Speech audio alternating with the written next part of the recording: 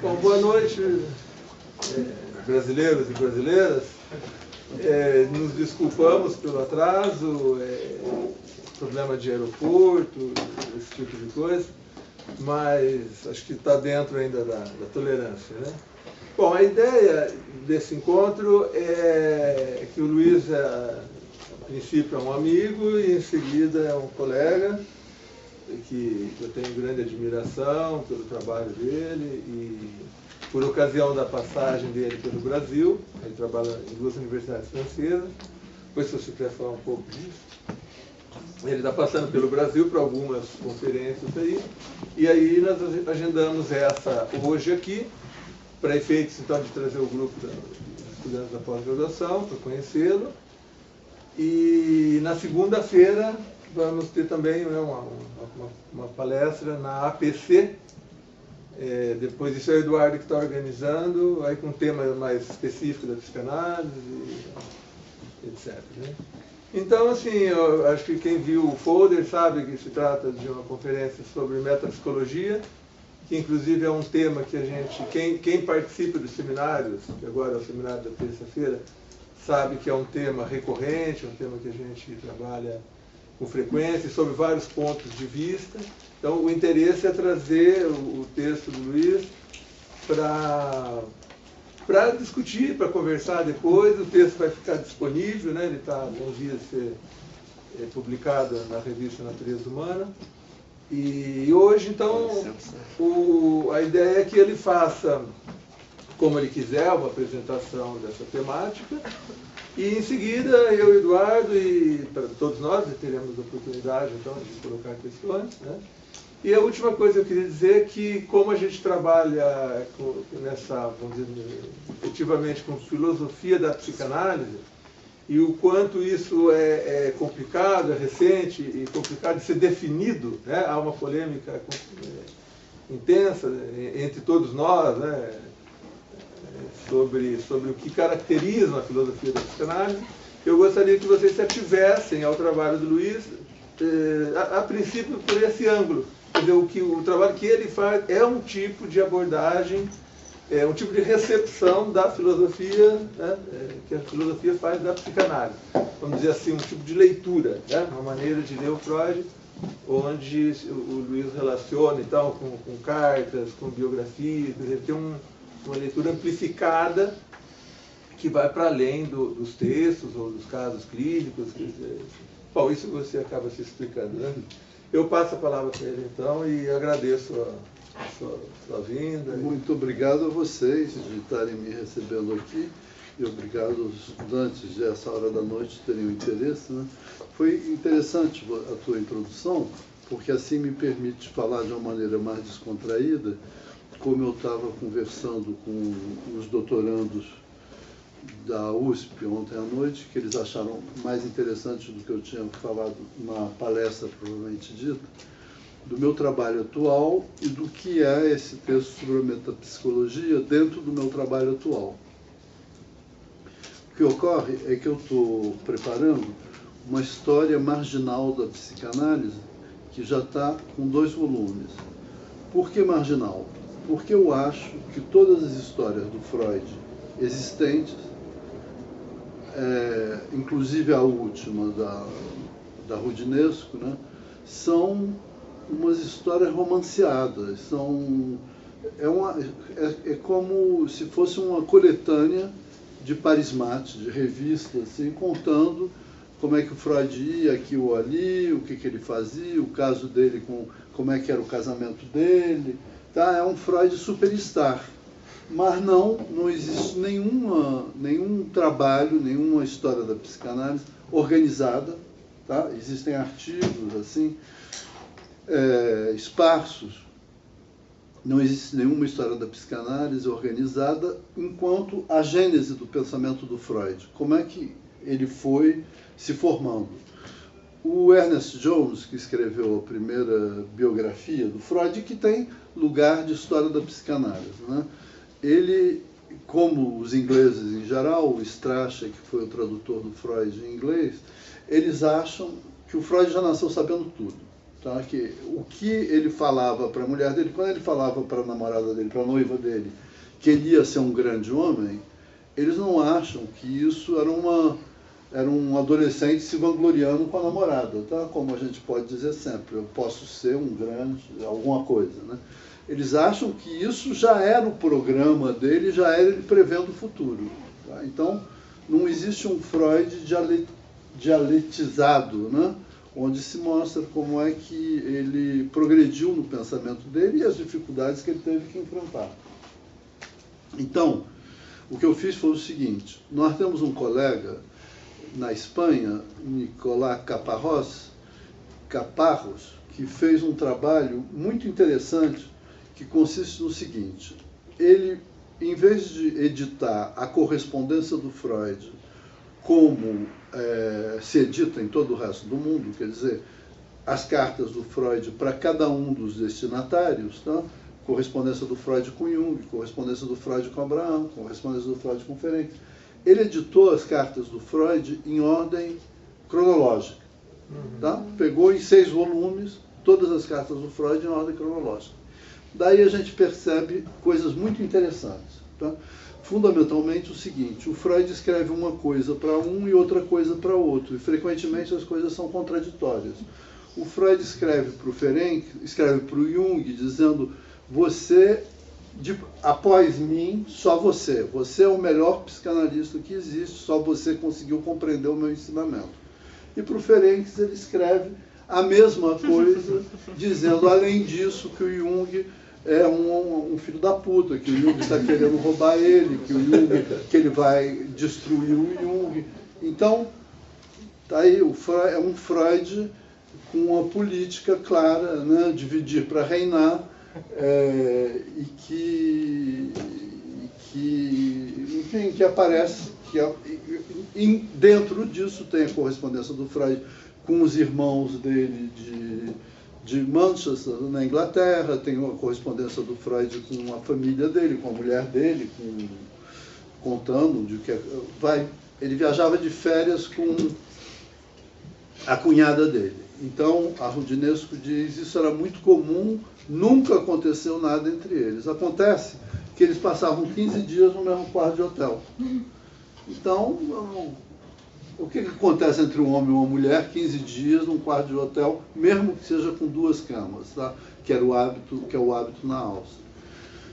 No momento em que o Freud está, por exemplo, começando a escrever sobre a metapsicologia. No capítulo, o que eu fiz foi, eu peguei essa ideia do Caparrós e, em vez de fazer só as cartas do Freud, eu intercalei também as respostas que se davam ao Freud. Então a gente pode imaginar uma edição da correspondência do Freud, completa do Freud, que formasse um volume, que isso seria a história do Freud. Tá? Você pode, não uma história da vida do Freud, tal como existe hoje, mas uma história da vida do Freud, tal como as correspondências dele mostram. Tá? Não foi uma ideia absolutamente original da minha parte. Tá? Isso não saiu da cabeça de Zeus, pronto, Prado pensando nisso. Eu estava lendo os críticos literários e tem um crítico literário na França que faz um trabalho bastante original sobre o Kafka, onde ele diz que o Kafka não escrevia os livros dele como a gente imagina um escritor escrevendo os livros. Que a maior parte dos escritos do Kafka eram assim: o Kafka escrevia o diário dele, escrevia cartas para pessoas e, de repente, passava a escrever um conto. Contava uma história dele qualquer para uma pessoa. Então, eu suponho isso, que os textos teóricos do Freud não eram textos escritos no abstrato, eram textos escritos para alguém, eram textos endereçados numa determinada conjuntura. Vamos pegar o Totem e Tabu, por exemplo. Tá?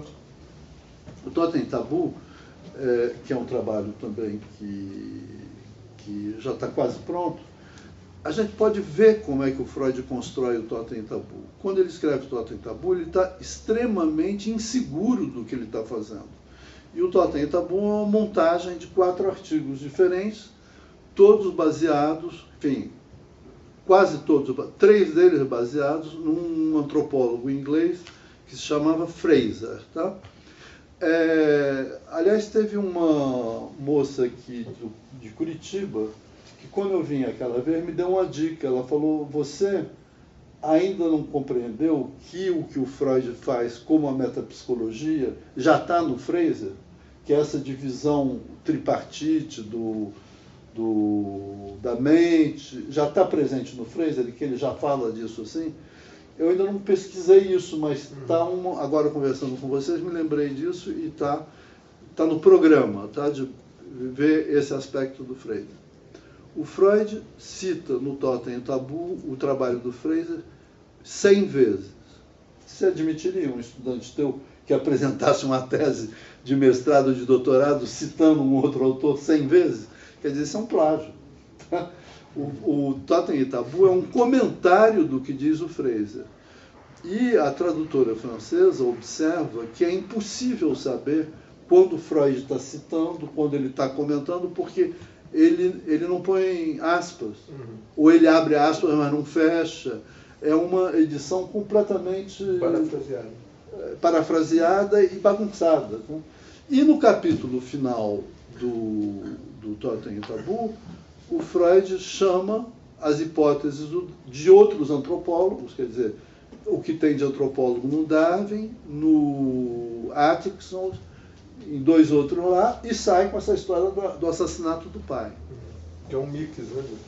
Que o Lacan chama o mito mais poderoso que se nos deu no século XX. Né? Mas o que o Lacan faz? O Lacan analisa o Lacan não analisa o Totem e Tabu, ele pega o Totem e Tabu como se só existisse o capítulo final. Tá? Ele esquece inteiramente o segundo capítulo, que é o Freud dizendo que antes de ter havido uma sociedade patriarcal, houve uma sociedade matriarcal. E que a mãe precede sempre o pai. Tá? E o Freud tem notas de pé de página muito curiosas, onde ele diz, por exemplo, o que eu chamo de pai, na verdade, é o casal pai e mãe. Tá? Então, esse negócio Parece o princípio do judaísmo também. Pois é, esse negócio do assassinato do pai é muito mais um desenvolvimento francês, da psicanálise francesa e particularmente do Lacan, do que algo que ficou realmente do Freud, por exemplo, na psicanálise de língua inglesa, ou não sei qual é a situação aqui no Brasil, se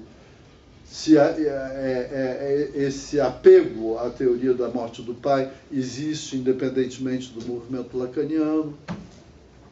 O Freud está muito inseguro. Ele não sabe qual é o valor desse trabalho. Daí ele começa a escrever, a mandar o trabalho para o Jones, para o Ferenc, ele escolhe para quem ele manda. É curioso, porque ele não manda para o Abraham, por exemplo. Tá? Ele só manda para os alguns que ele considera mais íntimos. Por que ele manda para o Jones? Porque o Jones é inglês e conhece muito bem o Fraser. E o Jones diz para o Freud: eu só me pergunto o que o Fraser vai achar do seu trabalho. E o Ferenc que põe toda a pilha no Freud. O Ferenc que diz para ele: esse tal trabalho é a coisa mais importante que já se escreveu na história da humanidade. Tá? O Ferenc não era pouco entusiasmado. Esse seu trabalho é a coisa mais importante que já se escreveu na história da humanidade. Você está revolucionando o pensamento humano. E daí o Freud se imbui daquilo. Tá? Ele começa a achar que realmente foi a coisa mais importante que ele já escreveu para a história da humanidade. Então, esse trabalho eu fiz também com a metapsicologia. Hoje em dia, eu acho que não tem mais cabimento a gente ficar discutindo o que é a metapsicologia, cada um dando a sua definição da metapsicologia, tá? Porquanto nós dispomos já de instrumentos de pesquisa que nos permitem situar exatamente o que é a metapsicologia entre o Freud e o Ferenc. Ela começa, o Freud, quer dizer, eu tenho uma base de dados que eu acho interessante. Quer dizer, eu convenci o Daniel a comprar essa base de dados para a USP, e eu acho que é interessante quando a gente faz pesquisa, que é um PEP, tá? Chama Psychoanalytical Editors Publishing. Ela custa um pouco caro no começo, depois ela tem uma anualidade, cada 3 anos você paga. E é uma base de dados muito interessante porque ela tem tudo que se escreveu na história da psicanálise em todas as línguas. Tá? Você abre o seu computador, procura uma palavra, um autor, aparece tudo que ele fez. Em todas as línguas, evidentemente, menos o francês. Menos o francês da França. Porque quando estavam organizando o PEP, os franceses, evidentemente, acharam que era um instrumento do imperialismo norte-americano e logo anglo-norte-americano, e logo ficaram de fora. Tá? Hoje em dia, como sempre, eles buscam voltar, mas daí a situação já ficou mais complicada. Quem entrou rápido, vocês encontram os artigos em francês da Suíça ou da Bélgica. Tá? E depois alguns artigos franceses. Mas não existe a totalidade da produção francesa no PEP. Existe uma base de dados francesa que se chama Kern, C-A-I-R-N, que tenta repetir o Kern, mas eles não têm cacife para pegar tudo desde o começo. Todas as revistas, todas as publicações que existiram, o Kern digitalizou. O PEP digitalizou. O Kern digitaliza algumas publicações recentes. A maior parte das publicações em língua francesa, mas as recentes, não tem um histórico. Então, eu vou no PEP, ponho Metapsicologia, Sigmund Freud, e me aparece todas as vezes que o Freud cita a palavra metapsicologia e todos os comentários que o Strachey, que organizou as obras completas do Freud em inglês, que foi o que difundiu a psicanálise internacionalmente, todos os comentários que o Strachey faz à metapsicologia do Freud.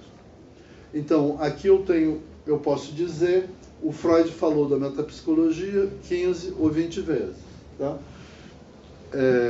Então, eu pego isso, vejo em que artigos ele falou da metapsicologia e comparo com a correspondência dele.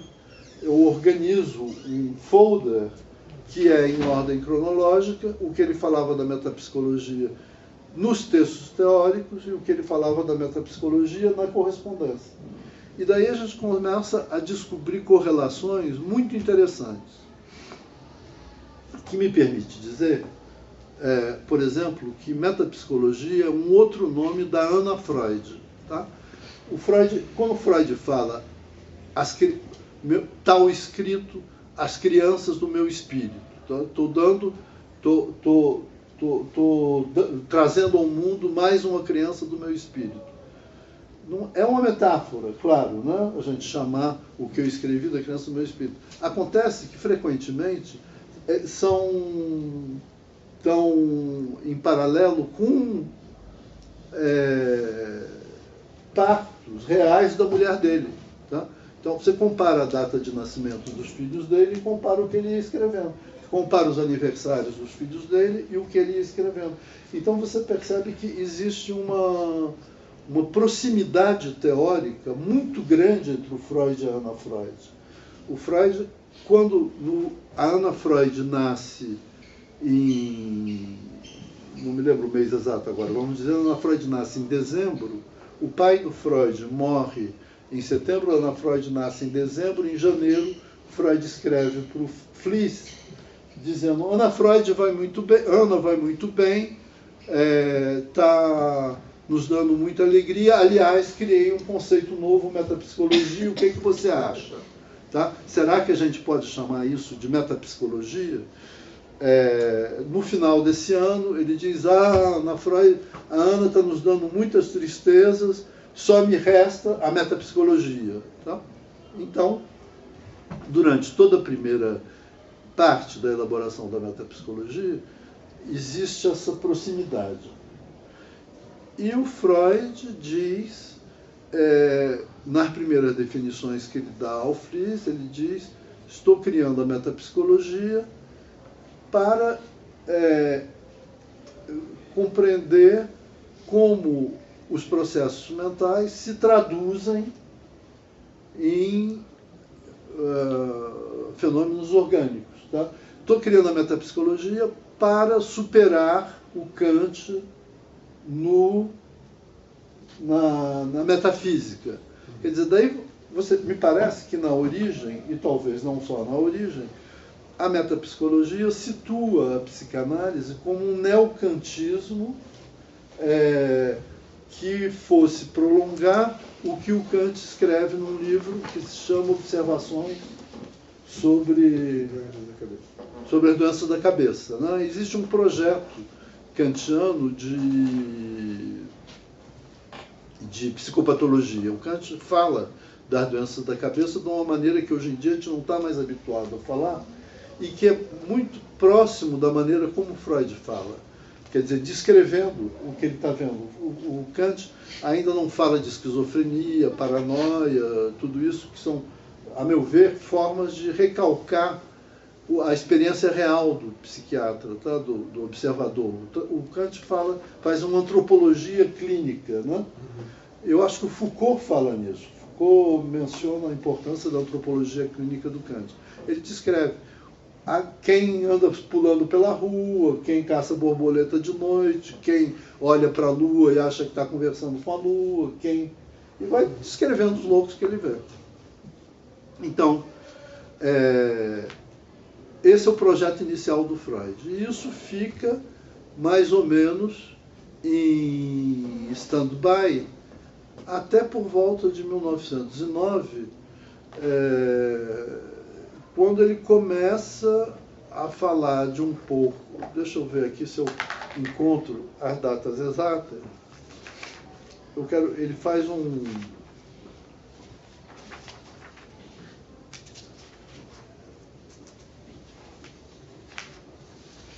Ele faz uma palestra. Em 1911, o Freud faz uma palestra muito grande na Sociedade Psicanalítica de Viena, onde ele expõe o que é a psicanálise tem um gênero particular de pensamento psicológico que nós poderíamos qualificar de metapsicológico. Isso seria uma consideração do psiquismo como algo de objetivo, após que nós nos livremos das restrições impostas pelas formas da percepção consciente. Nota de pé de página. Dito de outra maneira, o analista vai para além da aparência da percepção consciente. No texto, Freud dá um exemplo da metapsicologia, que é o esquema que ele apresenta na interpretação dos sonhos, o cérebro, capítulo 7. Em seguida, ele retoma seu raciocínio. Nessa maneira metapsicológica de encarar os fenômenos, existe um sistema que funciona sem o elemento do tempo. Um passo que tornaria esse esquema mais útil seria o seguinte: o que nós estudamos são os processos que não se produzem no interior dos sistemas psíquicos, mas entre eles. Ele continua discutindo o que permitiria afirmar que o inconsciente é intemporal, que era uma tese de dois outros psicanalistas, de uma menina russa que se chamava Sabine Spielrein e de um psicanalista vienense que é o Ernest Federner, que dizia que o inconsciente é atemporal.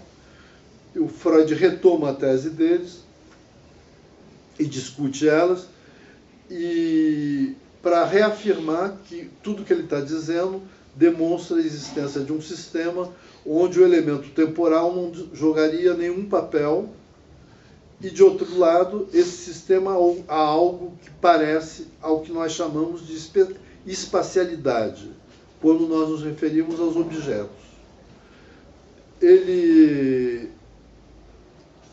Nessa época, ele está preparando diretamente em inglês um artigo que ele publica na Inglaterra, em Londres, para uma sociedade que chama Sociedade da Pesquisa Psíquica, que é uma sociedade quase ocultista, entendeu? Que é uma sociedade que se preocupa com os espíritos, com tudo que se trata desse mundo obscuro da mente. Tá? O artigo que o Freud vai publicar lá, que eu acho que é a versão mais importante do que ele escreveu sobre o assunto, se chama Notas sobre o Inconsciente e Psicanálise. Eu tenho um artigo que trata das versões diferentes do que o Freud diz sobre o inconsciente.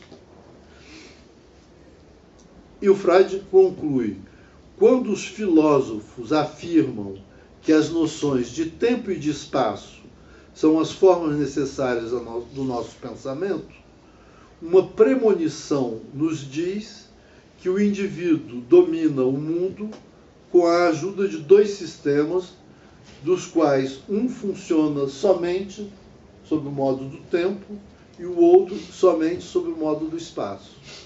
Eu acho que claramente os filósofos é o Kant, né? Quer dizer, ele não menciona, mas isso porque ele é austríaco. Uma coisa que a gente não sabe é que a filosofia austríaca não tem nada a ver com a filosofia alemã. A relação entre os austríacos e os alemães é mais ou menos a mesma relação que entre os portugueses e os brasileiros, que entre os belgas e os franceses. É uma relação de deboche permanente, de risada, né? Quando você diz, quando Freud fala do Goethe, ele está fazendo uma referência ao pensamento alemão que a gente não pode saber se é realmente elogioso ou se ele está zombando, tá?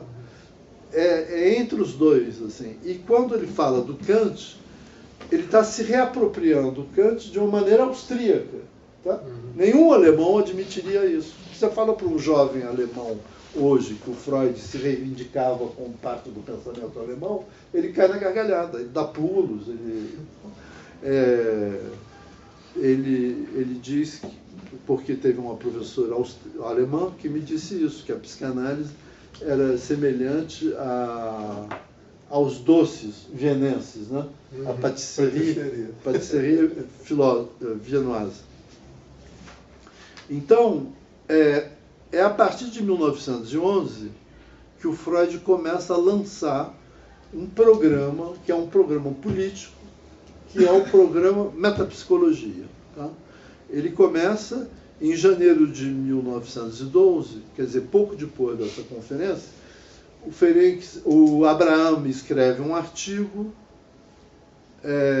sobre a melancolia, e o Freud começa a responder ao Abraham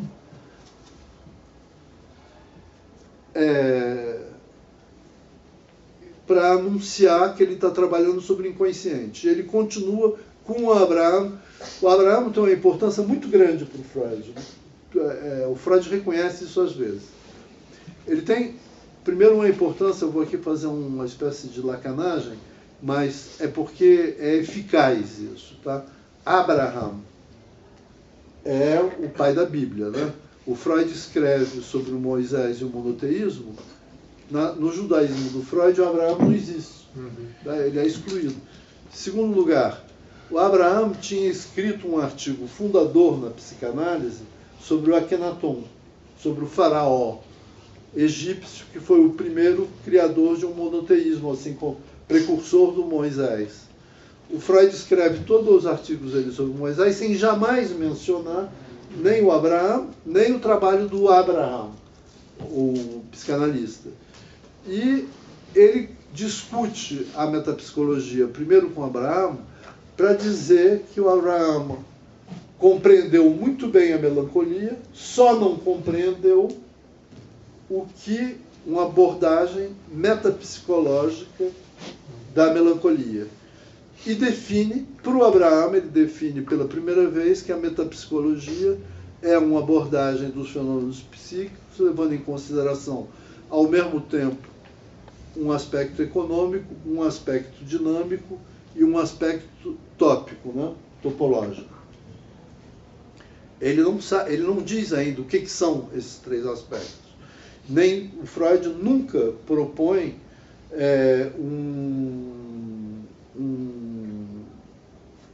uma análise de um caso clínico onde ele diga, está aqui o aspecto tópico, está aqui o aspecto dinâmico, está aqui o aspecto econômico. Mas isso serve de argumento para ele, para dizer, a gente tem que fazer isso. Tá? De maneira que eu acho que é muito mais um programa do que algo de trabalho, de eficaz, tá, no trabalho. Além do que, na perspectiva da conferência dele na Sociedade Psicanalítica de Viena, não bastaria dizer se algo é consciente, pré-consciente ou consciente, ou se mais tarde, se algo é do domínio do superego, do ego ou do id, mas o que se passa entre eles. Tá? O que haveria de dinâmico ou de econômico entre eles. Logo depois de ter escrito ao Abraham, o Freud escreve, em 1915, ao Ferenczi, para dizer: desculpe eu ter anulado o encontro entre nós, mas eu tive uma súbita um vulcão quando explode, a erupção, eu tive uma súbita erupção de ideias, como você costuma ter, após uma longa pausa, exatamente como você descreve a seu respeito, e de um conteúdo tão importante que eu fiquei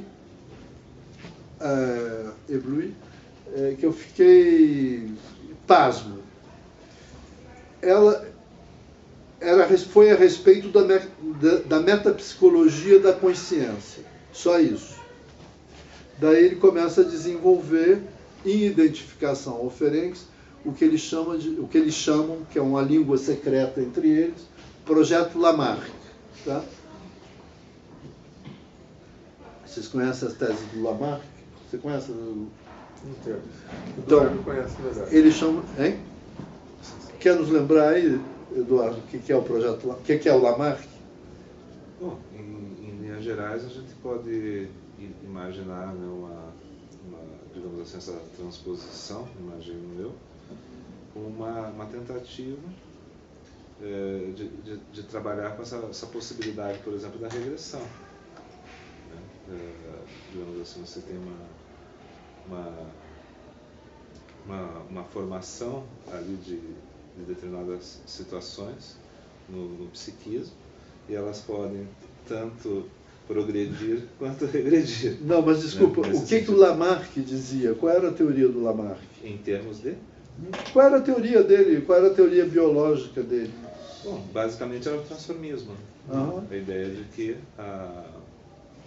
a vida ela segue a partir de... ela encontra determinados obstáculos e ela irrompe, né? Quer dizer, formando novas possibilidades de existência através das formas que já existiam anteriormente.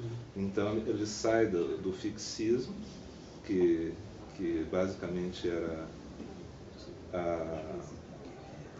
digamos assim, a tese do Cuvier, que ele combatia, e propõe que a vida evolui, que a vida tem digamos assim, que ela se transforma das formas mais simples para as mais complexas, basicamente. Mas guardando sempre as mais simples. Sempre as mais simples, e elas não propriamente se destroem, mas é por isso que é possível você regredir. Depois você pode voltar ao estágio, digamos assim, como por exemplo uma medusa, que isso é um fato da vida, uma medusa que existe na Austrália, que ela, encontrando condições de existência inóspitas, ela regride ao estado de pólipo e se encontra de novo com, digamos assim, em estado latente, naquelas condições originárias dela, que ela guardou, podendo, mais tarde, quando as condições ficam mais apropriadas, voltar ao estado de medusa. Então, chama isso de uma evolução como se fosse uma escada, né? Você sobe e desce. Ela não tem digamos assim, uma visão em árvore, né? Em raízes. Ela tende a ser para frente e para trás. Né? Por isso, em função do fato de que guarda justamente os estágios anteriores. Uhum. Pois é isso que o Freud e o Ferenczi definem como o que ocorre com o aparelho psíquico, com o ser humano. Tá? O resultado do projeto Lamarck vai ser um livro do Ferenczi que se chama Thalassa, tá? E vai ser um livro do Freud que o Freud nunca publicou durante a existência dele, que foi encontrado, o manuscrito foi encontrado numa mala pelos pesquisadores alemães. Isso era um procedimento típico do Freud.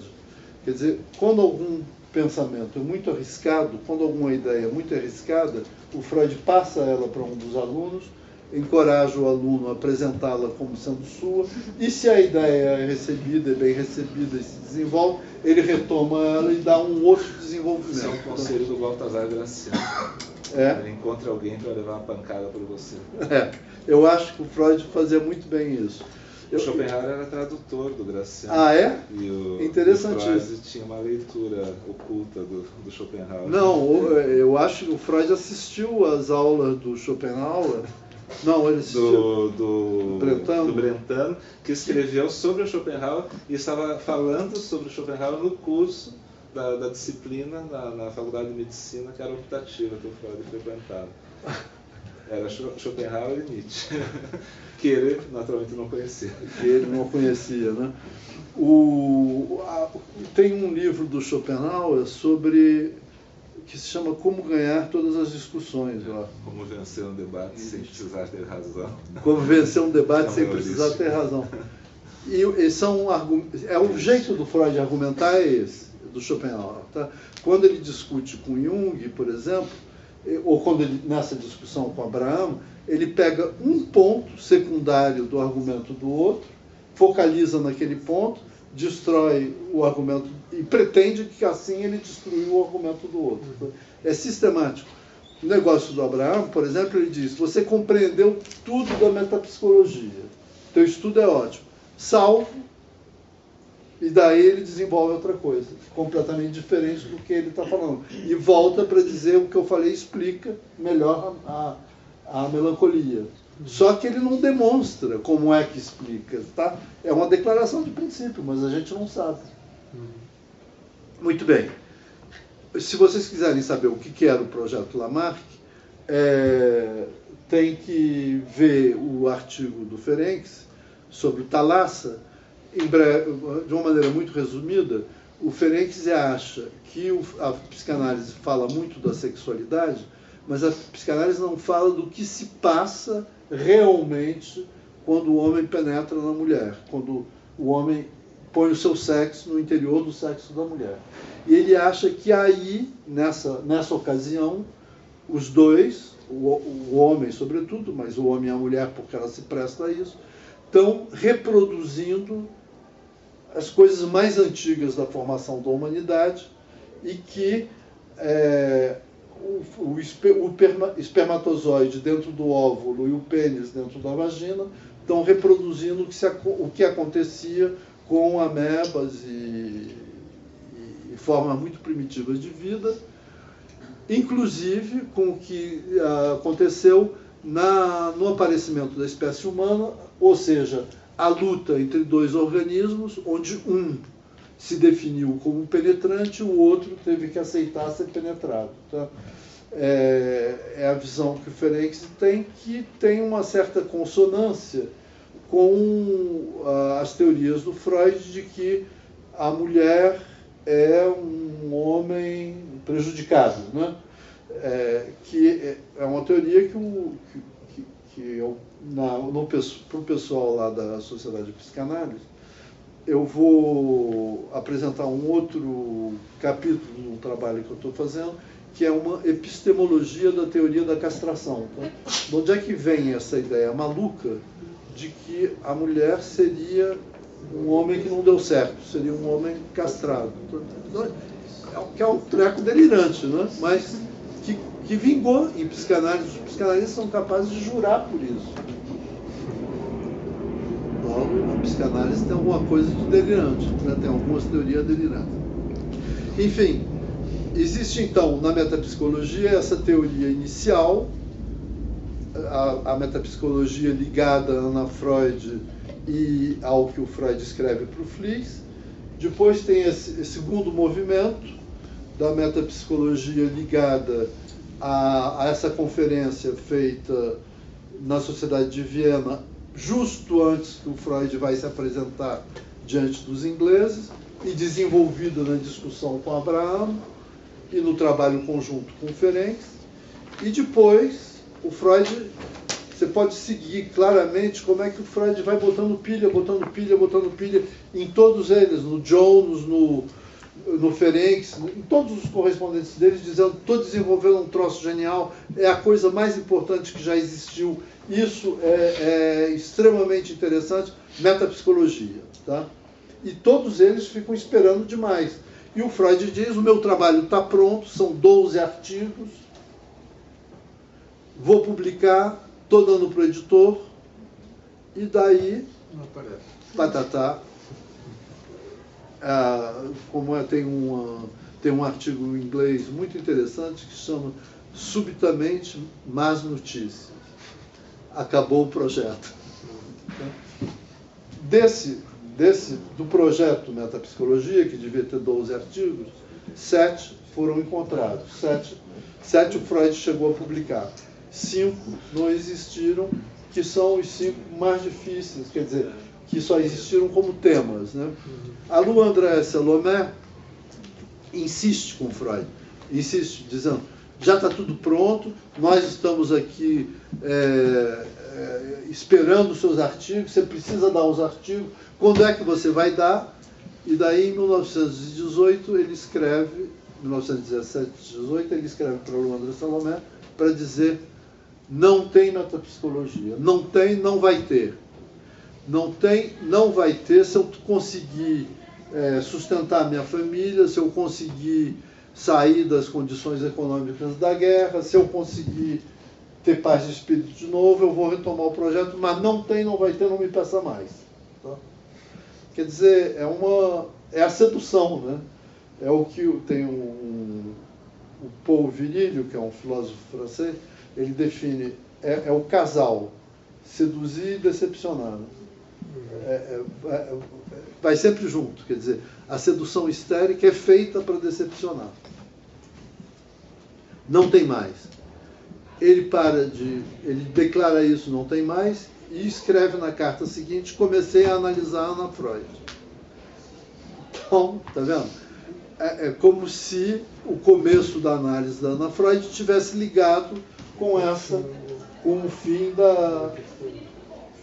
do projeto Metapsicologia. A partir daí, ele anuncia para Lou André Salomé: o que restava da metapsicologia está no meu artigo Para Além do Princípio do Prazer. Tá? É a teoria da pulsão de morte. Ou seja, eu acho que o Freud retorna com esse negócio de pulsão de vida e pulsão de morte, seja qual for o valor que isso tenha, ele retorna a algo que é a metafísica, tá? Que a gente não pode, não existe nada que a gente pode falar: ele é muito autodestrutivo, logo é o trabalho da pulsão de morte, tá? Mas pulsão de morte é uma abstração, como pulsão de vida. Ele é muito criativo, logo é a pulsão de vida, tá? Ocorre que tem gente que é muito criativa e muito destrutiva ao mesmo tempo. Van Gogh, tá? Por exemplo. Bom, vai se dizer, está muito amarrado um com o outro, só que em alguns casos não está. Enfim, é uma interpretação, eu acho que é um retorno da metafísica. E a partir daí, quer dizer, tem um momento da Fliess, depois tem um momento Abraham Ferenc, depois tem um momento do fim e Para Além do Princípio do Prazer, e daí vão ter os momentos em que tem assim flashes, né, do que restou da metapsicologia, até os textos mais tardios do Freud, onde ele fala a feiticeira metapsicologia. Então, o que era um projeto científico, o que era um projeto com o Fliess, o que se tornou um projeto de uma nova psicologia, acaba virando um conto de fada, né? A feiticeira metapsicologia que deve vir explicar, mas que não vem. Alguém tem um comentário? Estou acabando, estou concluindo. Tá? Então, a respeito disso mesmo. Eu acho que quando os psicanalistas retomam a metapsicologia, quem retoma é o Ferenczi. Ele retoma num artigo dele que eu acho muito importante, chamado A Criança Mal Acolhida e a Sua Pulsão de Morte, onde ele acaba com esse negócio que parece no texto do Freud, com a definição da pulsão de morte como algo de orgânico ou como algo ligado apenas à brincadeira das crianças, e passa... Aliás, o Freud diz isso numa carta a um analista norte-americano. O Freud diz: não me perturbem com esse negócio de pulsão de morte. Foi alguma coisa que eu imaginei numa tarde, quando os filhos saíram e me deixaram com os meus netinhos. E eu tinha que inventar algo para divertir os netinhos. E daí joguei esse brinquedo para eles, a pulsão de morte, para eles se divertirem. Mas o Ferenczi tira isso dessa perspectiva, nesse artigo diz a criança mal acolhida e a sua pulsão de morte. Onde a pulsão de morte, então, é localizada na família, né? Hoje de tarde, na conferência da USP, a gente acabou situando o Ferenczi como o primeiro psicanalista que tira a psicanálise de uma pura teoria endopsíquica para transformá-la numa teoria propriamente social, do ponto de vista da relação objetal, de fora, né, do ser humano. Sim, desculpe. Não, imagina. É que eu fiquei tão entusiasmado com aquele ponto ali, exatamente esse ponto em que o Freud está escrevendo o Parâmetro do Princípio do Prazer. Ele comenta justamente numa carta a Luandra Salomé que ele vai encontrar no Schopenhauer a única literatura que ele tinha disponível. Quando você falou de um retorno à metafísica, então eu fiz justamente porque o seu tema é a conexão com as cartas, etc, etc. Existem tanto uma carta para Anna Freud quanto uma carta a Luandra Salomé, onde ele comenta justamente que a única... Ele estava ocupado a escrever sobre a morte, ele não se sentia inspirado para falar sobre isso, e que nesse momento, diante do Schopenhauer, ele encontrou praticamente a sua única referência. Então, nesse sentido, tem novamente entremeado a questão das cartas, um comentário muito pontual, e que realmente faz muito sentido com... de certo modo, ele vem acompanhando um pouco Schopenhauer nos desenvolvimentos anteriores, mas ali ele se torna mais fortemente metafísico e mais fortemente schopenhaueriano também. Inclusive mais fortemente lamarckista também, porque o Schopenhauer também é fortemente lamarckista. Né? A ideia, por exemplo, de que que a parte biológica ela vem numa gradação do mais simples para o mais complexo, mas não há uma separação radical entre eles também. Há um retorno sistemático, né? E digamos assim, uma complexidade, mas que ao mesmo tempo os seres menos complexos têm características dos mais complexos. E nos mais complexos persistem as características dos menos complexos. É uma história natural onde os graus anteriores persistem nos graus mais complexos, formando conjuntamente esses graus mais complexos da própria natureza. Que depois vira metáfora de Roma. Está tudo ali, coexistindo. E a própria tem que situar a data da metáfora de Roma, né? Como é que Roma aparece no texto freudiano. Pompeia. Eu falei do texto do Ferenczi, que se chama Thalassa, né? E tem o do Freud, o único texto dele que só foi publicado após a morte dele, que se chama Notas Atuais sobre a Transferência. Acho que é isso. Posso dizer para vocês o texto exato, mas a ideia dele é que existe uma correspondência entre as formas da psicopatologia e as etapas da evolução da humanidade. Uma recapitulação. Uma recapitulação, quer dizer, a melancolia corresponde a tal momento da evolução da humanidade, a paranoia corresponde a tal momento, e é isso, a neurose obsessiva corresponde à religião, tá? E é isso que ele não ousou publicar, porque deve ter considerado arriscado, né?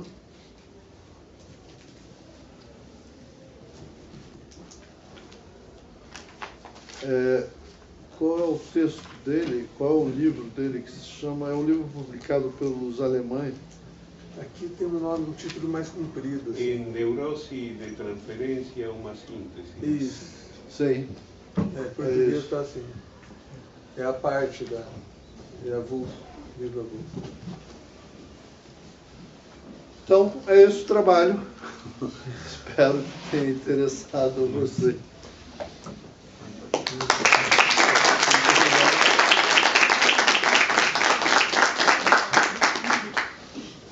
Bom, a ideia é que a gente passe agora, né, assim, a observações, ou questões, se quiser começar. E que também respeitemos, assim, um limite de tempo. De fato, é uma forma, né, lidar com Freud do ponto de vista da correspondência dele. Eu também julgo muito revelador do espírito, em relação ao espírito da obra, em relação aos motivos, às motivações. E acho que a própria ideia de uma metapsicologia como uma provocação à metafísica, ou uma superação da metafísica, mas ao mesmo tempo dentro de um campo de uma metafísica imanente, né? Quer dizer, recusando mais ou menos os parâmetros kantianos do que seria uma metafísica feita de meros conceitos e partindo para um conceito, né? Isso que eu gostaria de saber o que você pensa a respeito, né? Um conceito mais justamente schopenhaueriano, de uma metafísica explicando o mundo a partir do próprio mundo, embora ele não assuma isso como uma metafísica. É uma espécie de... como se ele ficasse numa região limítrofe, né? E o próprio Schopenhauer, por que ele vai falar de uma metafísica imanente, né? Por que ele não inventa uma outra palavra para falar daquilo, né?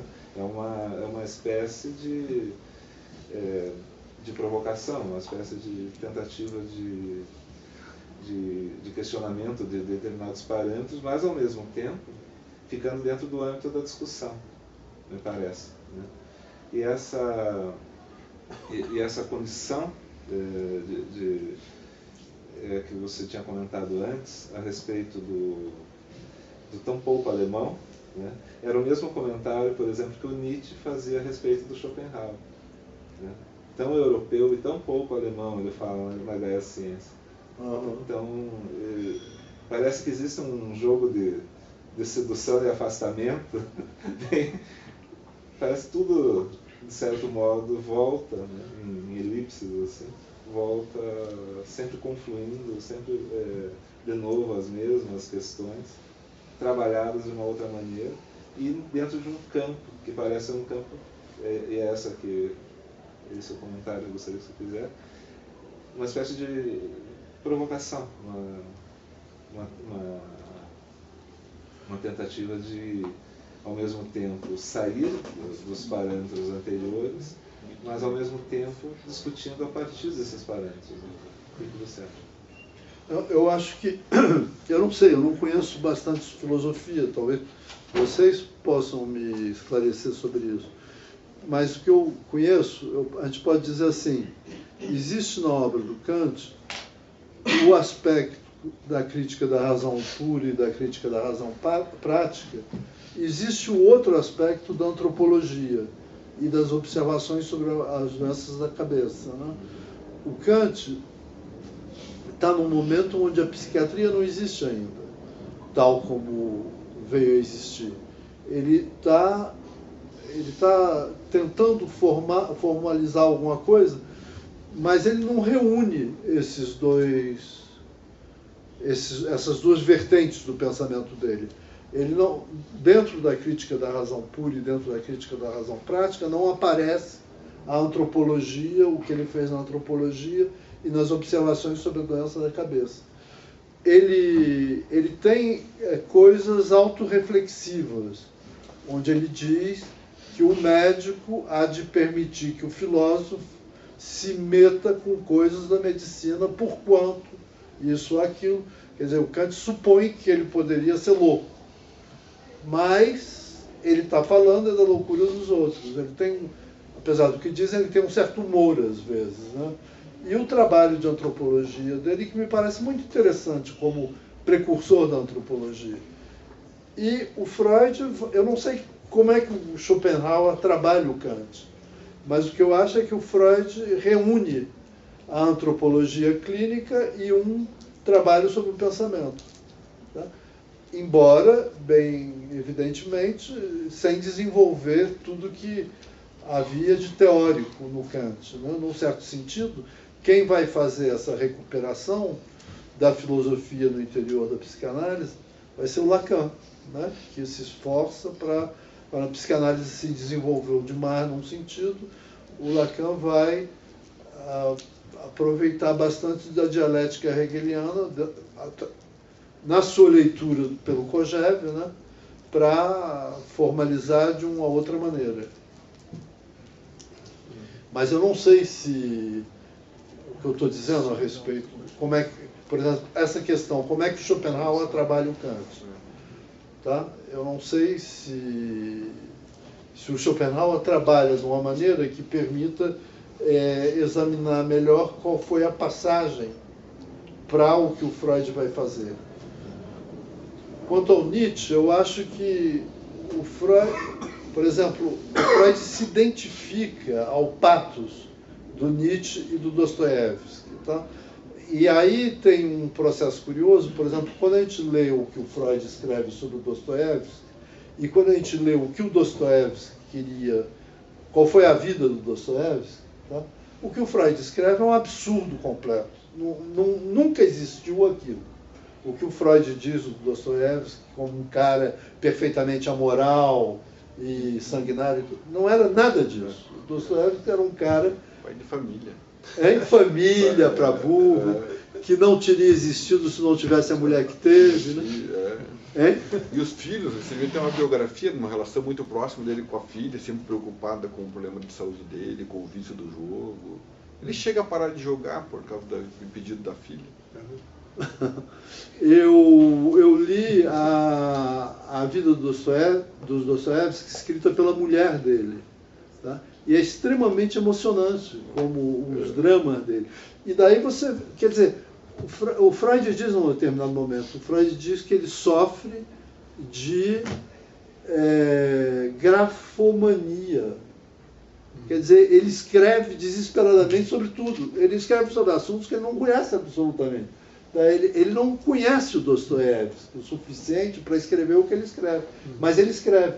E se identifica com o pathos dos irmãos Karamazov, por exemplo, para falar da morte do pai, tá? Que é um negócio dostoiévskiano.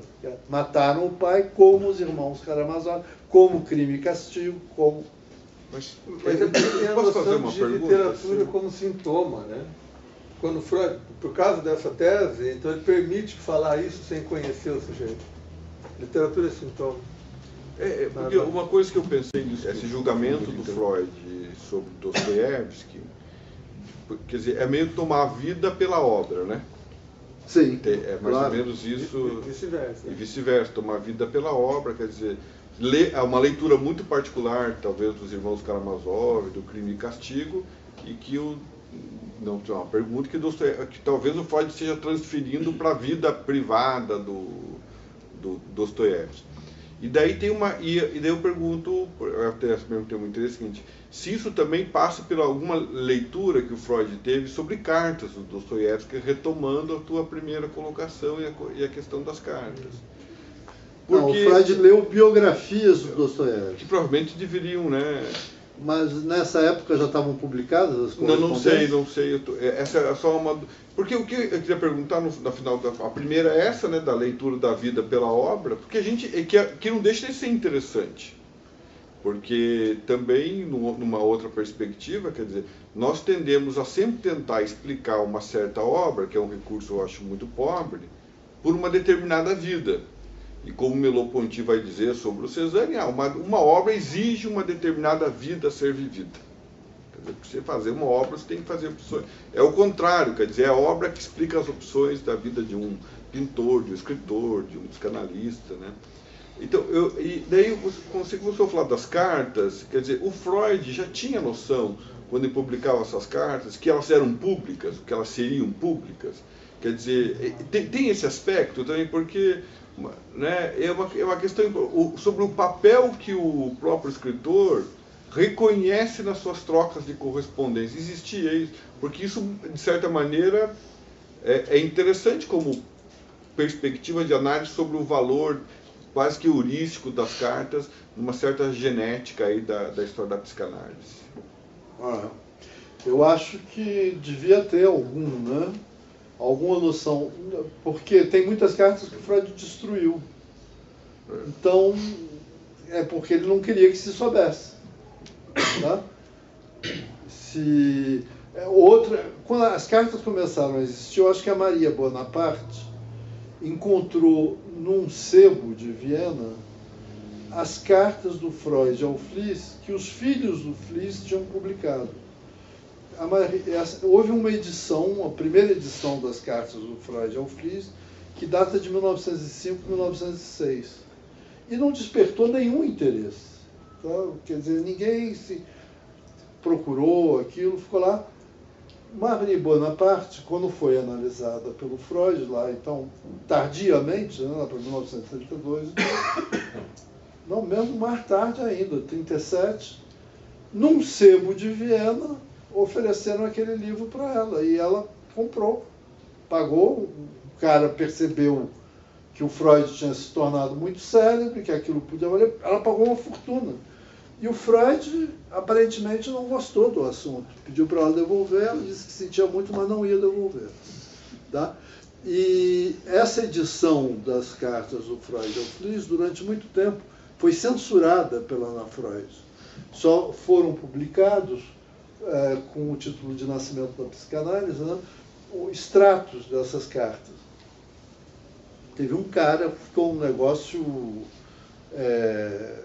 muito escandaloso, muito célebre. Teve um cara, um Jeffrey Masson, que se aproximou muito da Ana Freud e dos detentores dos fundos Freud e teve acesso à correspondência e que daí publicou a integralidade das correspondências, inclusive com as passagens que tinham sido censuradas. Então, tá vendo? Quer dizer, é uma coisa meio ambígua, porque o Freud destruiu as cartas do Fliess. Então a gente não tem acesso. Mas os filhos do Fliess perceberam que as cartas que o Freud tinha mandado para o Fliess poderiam algum dia ter algum valor. Então publicaram a integralidade, enfim, o que eles dispunham das cartas. O que também o Fliess tinha guardado, né? Você vê que não tem a integralidade. Tem muita coisa muito interessante nessas cartas, sobretudo o seguinte, que é que se percebe, o pessoal fala, o Fliess era louco e o Freud, é um trabalho dos franceses, né? Dizer, os lacanianos franceses, dizer o Fliess era louco e o Freud se formou na análise de um louco. Tá? Ocorre que o Freud participava ativamente na loucura do Fliess. O negócio da tábua de menstruação do homem, periodicidade do homem, os cálculos matemáticos que o Fliess fazia, não era uma coisa que o Fliess fazia no seu canto Tá? O Freud era um analista participante, digamos assim, muito ativo nessa análise. O negócio que eu falei do que ele diz ao Fliess: os pais são sedutores, inclusive o meu. Então, essa frase, inclusive o meu, quer dizer o quê? Que o pai do Freud abusou das irmãs do Freud, que ele era perverso nesse sentido. Então tem uma mulher, uma alemã, cujo nome me escapa agora, que escreveu um livro, Sigmund, filho de Jacob, onde ela analisa longamente o que poderia ser essa perversão do qual o Freud está falando, e parece que ele está se referindo à masturbação, e que ele não se escondia para se masturbar, eram as condições de vida, quer dizer, porque se criou uma imagem muito idealizada, muito romanceada do Freud. Se vocês pegarem a Enciclopédia Universalis, está lá marcado que o Freud vinha de uma família de comerciantes ricos, tá? Que nada, a família do Freud era muito pobre, eles foram expulsos da Alemanha, eles não conseguiam, o pai do Freud não trabalhava direito, devia viver com o dinheiro que os filhos mais velhos mandavam da Inglaterra. Tem mistérios, a gente não sabe como é que a mulher a mãe do Freud, como é que ela conseguia, com que dinheiro ela conseguia ir tanto para a estação de águas. Tá? Eles moravam numa casa eram 2 quartos para a família inteira. Então, essa mulher, essa alemã, supõe que o Freud pôde presenciar várias vezes, que a família presenciava o pai se masturbando, ou relações sexuais entre o pai e a mãe, e que a perversão era isso, não o que a gente entende hoje em dia por perversão. Tá? Mas uma observação como essa, meu pai, inclusive, é uma observação que a Ana Freud não deixava passar. Tá? As cartas sobre a correspondência entre a metapsicologia e o nascimento dela eram cartas que ela não deixava passar. O movimento psicanalítico, a instituição psicanalítica, funciona de tal maneira que não fica nada a dever à Igreja Católica. Tá? Quer dizer, esse cara, o Jeffrey Masson, foi expulso do movimento psicanalítico, expulso da universidade em que trabalhava e refez a vida, porque tinha recursos, né, recursos humanos, teve que mudar para Nova Zelândia, tá? E virou, hoje em dia, se vocês procurarem o que ele faz, ele escreve livro de criança. E se tornou célebre escrevendo como um autor infantil em língua inglesa. Tá? Mas reprimiram muito ele. Há pouco tempo teve um outro fenômeno assim, com um casal austríaco que descobriu cartas entre o Freud e o irmão dele, Alexandre, e que mostra como a psicanálise começou, eles estudam, e mostram como a atividade de analisar os sonhos era um jogo, era um brinquedo de salão, era um jogo social na época, em 1890, na burguesia. Tá? O Freud escreve ao Fliess, por exemplo, o Freud se autoanalisa com o Fliess. Tá? A autoanálise do Freud existiu. A gente pode mostrar como é que ela existiu. No texto a gente pode mostrar como ela existiu. É um absurdo fazer o que o Anzieu fez, de dizer que ela resolveu todos os problemas do Freud. Tá? Ela não resolveu todos os problemas do Freud, ela não existiu da maneira que o Anzieu tenta mostrar que ela existiu. Quer dizer, o Anzieu vai até chegar a se deitar no divã e tentar se autoanalisar. Não era isso que o Freud fazia. Mas havia uma atividade autoanalítica, fragmentada, mas existia. Mas não era uma coisa exclusiva do Freud. Era algo que os filósofos vinham pensando há muito tempo. Tá? Tal filósofo escreve sobre a autoanálise, a visão. O Kant escreve sobre a autoanálise. Tá? A autoanálise como instrumento de conhecimento. Então, o Freud escreve para o Fliess: utilizei a análise de meus próprios sonhos como instrumento de autoanálise. Já aí ele está ligando uma tradição e uma preocupação dos psicólogos da época, analisar os sonhos, é possível analisar os sonhos. Alguns dizem que não, que a análise dos sonhos conduz à loucura. Outros dizem que a autoanálise simplesmente conduz à loucura. E outros dizem que era um instrumento. O Freud afirma que era um instrumento, e ele a pratica. Então, o Freud escreve para o Fliess: que pena que eu não posso ganhar a vida interpretando os sonhos. E é um momento divertido.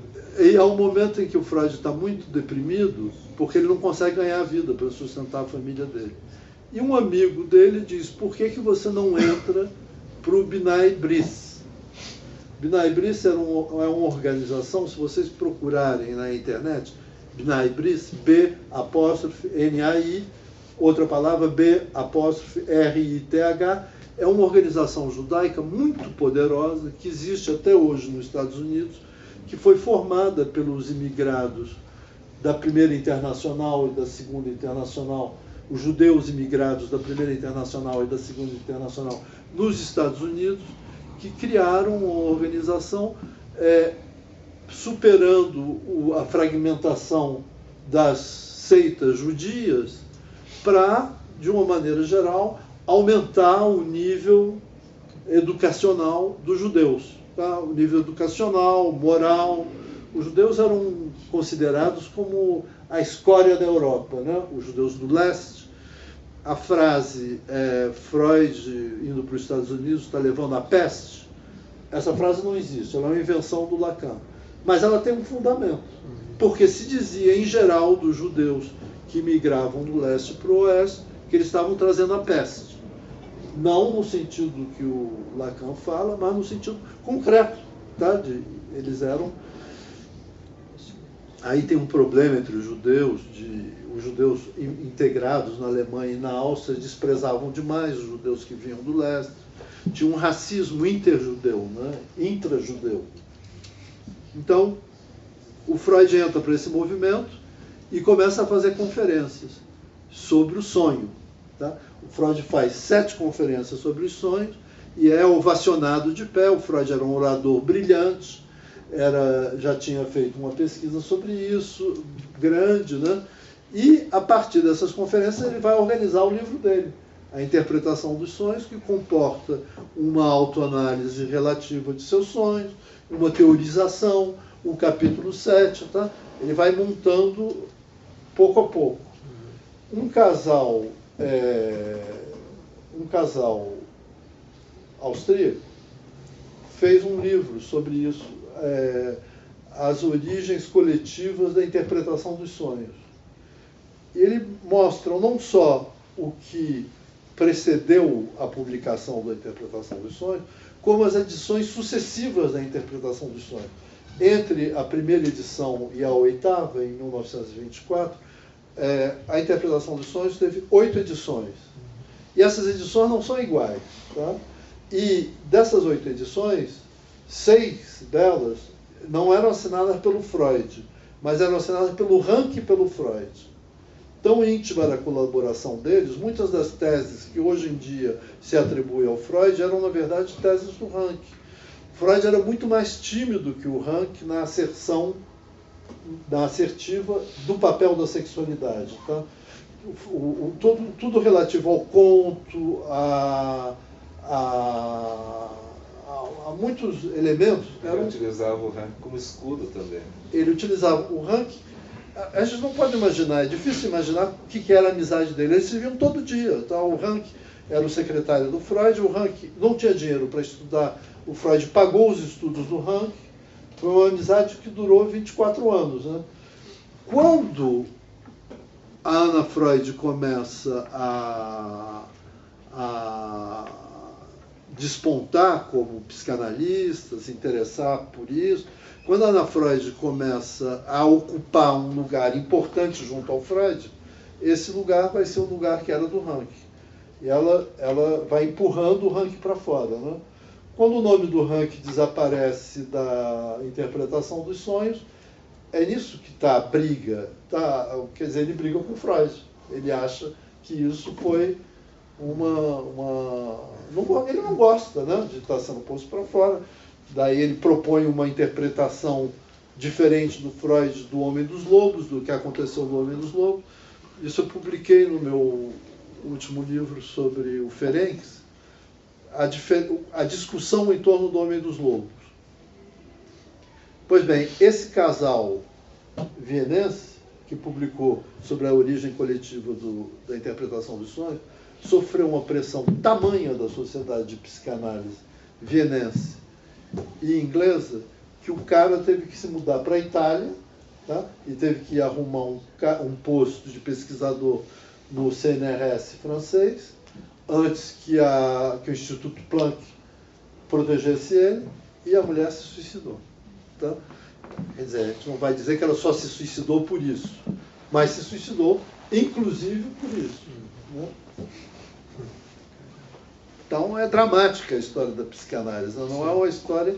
E a instituição psicanalítica tem um papel de recalque poderoso, né? de elaboração de uma teoria desligada das realidades nas quais foi se desenvolvendo a psicanálise, que é uma realidade de luta política, propriamente. Né? Inclusive, o próprio distanciamento do Freud em relação à filosofia era uma questão política também. Claro, pretender que não tinha nada a ver com filosofia. Hoje, na França, tem grupo onde, se você começa a falar da relação do Freud com a filosofia de uma maneira diferente que o Lacan, você é apedrejado. Então não pode, não se fala nesse assunto. Corre sério risco. Corre sérios riscos. Okay. Eu gostaria de fazer um comentário, então. Prometo não me estender.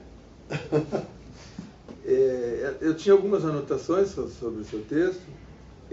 Como a gente vai ter tempo para conversar depois, eu vou restringir a pelo menos uma ou duas. Só uma observação sobre o projeto Lamarck. Eu concordo com vocês, eu acho que aí o nome é Lamarck, que ele usa, mas está num viés entre neolamarquismo, darwinismo, né? Porque é um trânsito entre transformismo, descendência com variação. Tem um conjunto de pontos de vista aí que precisam ser pontualmente identificados, né? Para poder dar sustentação. Mas eu acho que Lamarck é a grife, né? É um nome genérico assim, para falar disso que não é o fixismo, por exemplo, né? Eu acho que caberia uma mesa assim, para a gente entrar nesses detalhes, que seria muito interessante. Mas aí eu pensei numa coisa adicional, que eu acho que Lamarck é um dos nomes, numa estrutura, numa sequência histórica dos franceses, né, que começa com Buffon, por exemplo, passa por Lamarck, e aí entra todo o século, passagem do 18 para o 19, que é a ideologia. Né? E a ideologia tem uma coisa curiosa, que é justamente isso. É a investigação sobre a origem das ideias. Ideologia ali queria dizer isso, a investigação sobre a origem das ideias. E o Freud é um genealogista. Né? Então, quer dizer, a identificação com essa corrente francesa, né, que teve um século desse procedimento, me parece que pode representar esse interesse. Quer dizer, né, vamos mostrar como é um dispositivo de origem, de como que as representações se organizam, como elas advêm, como que elas se organizam. Quer dizer, todo um trabalho que depois ninguém mais faz. Né? Depois do estruturalismo, não sei o que, ninguém vai querer saber de onde vieram as ideias. Né? Trabalho com elas já existindo. Né? Mas eu acho que Lamarck representa bem uma tendência que é justamente a investigativa, genealógica. Né? E que aí passa por todos esses conceitos, né? De origem, de especiação, de acumulação de descendência, com variação, com permanência e tal. Eu acho que é um tema, caberia uma especulação aí em torno de que representa... Por que Projeto Lamarck? Né? Tudo que representaria esse nome, né? Agora eu queria entrar numa questão mais teórica, assim, mais conceitual do seu texto. Eu anotei aqui mais ou menos assim, um parágrafo, vou tentar fazer o argumento. A metapsicologia, ela substitui a metafísica, né? Você diz isso aí, parece... Ela pretende substituir e tal, né? Quer dizer, claro, isso é um projeto kantiano. Né? O Kant se apresenta como aquele que vai substituir uma metafísica e vai mostrar os limites do conhecimento e mostrar, então, o quanto o pensamento metafísico, como tal, não se conservava e tal, né? Então, por que a metapsicologia compartilha disso, né? Por exemplo, porque ela esclarece coisas que eram, então, ou que são da ordem do suprassensível, né? Como Deus, né? Ideias sobre imortalidade, ideia de alma, etc., que são esclarecidas, assim como Kant esclareceu, colocando isso como conteúdo da razão, o Freud vai mostrar como genealogicamente essas ideias têm origem, como que elas advêm nos homens, e com isso elas deixam de ter um caráter suprassensível, né? São projeções de ideias internas para o mundo exterior, isso aí nós sabemos como funciona. E por isso, então, a metapsicologia é também chamada de psicologia do inconsciente, psicologia profunda, né? Mas, no entanto, você diz na página 31 do seu texto que, além do princípio do prazer, há uma regressão à metafísica. Eu concordo eu concedo que isso é dito, né? Mais pessoas dizem isso. Agora, por quê? Né? Veja bem, o que nós queremos dizer agora, quando deixamos de falar em metafísica com Kant, e agora voltamos a falar nela, do que estamos falando? Não é mais aquela. Não é mais aquela, né? Mas então por que é possível dizer que Kant está falando, que Freud está falando em novo metafísica, ainda que ela venha a ser ressignificada? Porque substitui corpo e alma por pulsão de vida e pulsão de morte.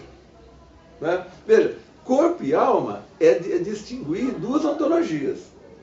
Pulsão de vida e pulsão de morte é fazer recurso ao conceito heurístico. Então, isso já desequivale as duas coisas. Não dá mais para reaproximar, né, dizer que... Quer dizer, como é que ficou definido metafísica? Ele ficou no meio campo, no limbo. Né? E aí você confirma na página 32 do seu texto que essa volta, então, a uma metafísica, ela ainda fracassou. E fracassou porque criou uma nova... A metapsicologia fracassa porque ela cria uma nova metafísica. Então, a gente tem dois problemas aí. Fracassar, por um ponto de vista científico à la Freud, é coisa meio lopariquiana. Loparic chama de fracasso que o Freud faz. Não há fracasso na psicanálise. A psicanálise é completamente blindada de fracassos. Né? Então isso já é complicado. E você diz isso em fracasso, você diz com todas as letras aqui no capítulo que eu publiquei aqui na nossa coletânea. Devia ter censurado. Eu não sei disso. Você devia dizer assim, né? O que você fez comigo que não censurou? Para quê? Porque esse é o meu argumento, que negócio de fracasso é uma coisa do pensamento burguês. Não tem fracasso. Por quê? Quer dizer, mas o Freud abandona. Bom, isso é outra coisa. Tá? O Freud quando o Freud declara para Lou André Salomé que ele vai abandonar a metapsicologia, ele realmente abandona e ele diz, reaparece um pouco do que seria no para além do princípio do prazer. Ainda tem uma carta dele a um psicanalista francês, onde ele retoma os mesmos argumentos que ele já tinha dado para o Abraham, tá? Quer dizer, não tem muito interesse enquanto demonstração, e depois ela só aparece como feiticeira. Ele abandona. Como eu te disse, parece como mitologia Nossa mitologia. Quer dizer, eu estou de acordo que é infeliz utilizar esse termo de fracasso. Uma outra crítica à metapsicologia, que é a crítica que o Lacan faz, eu acho que é procedente também. O Lacan diz, a metapsicologia, basta saber que tem essa raiz aí, meta, para além, para dizer que ela não procede. Tá? Tanto quanto a metafísica não procedia, a metapsicologia não procede também. Porque não existe nada para além da linguagem. Tá? De qualquer jeito, a gente só está falando. Quando a gente fala em pulsão de vida ou pulsão de morte, ou corpo e alma, são coisas que a gente está falando. para tentar designar uma realidade a qual a gente não chega nunca. Tá? Ou seja, no hegelianismo do Lacan, existe impasses que a fenomenologia do Kant colocou e que eu não sei se pode ser superado. Então, mas veja... E talvez seja abandonado, simplesmente. É porque quando você tem lá uma metafísica que se propunha falar da alma, né, princípios metafísicos, você tem um estatuto. Agora, quando você tem um procedimento científico, que na época, o de Darwin, por exemplo, o vera causa, é um negócio que os próprios ingleses não aceitavam. Assim como os alemães, os vienenses podem não aceitar o kantismo do Freud.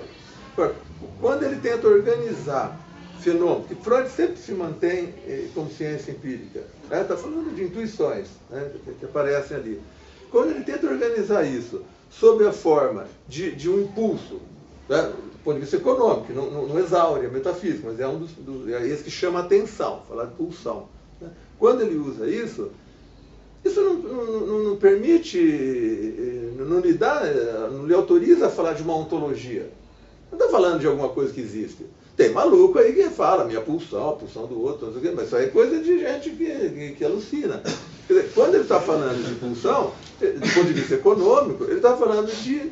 E ele reconhece isso, dependendo dos objetos que eu analiso, eu posso dizer que tem aqui um conflito entre vida e morte.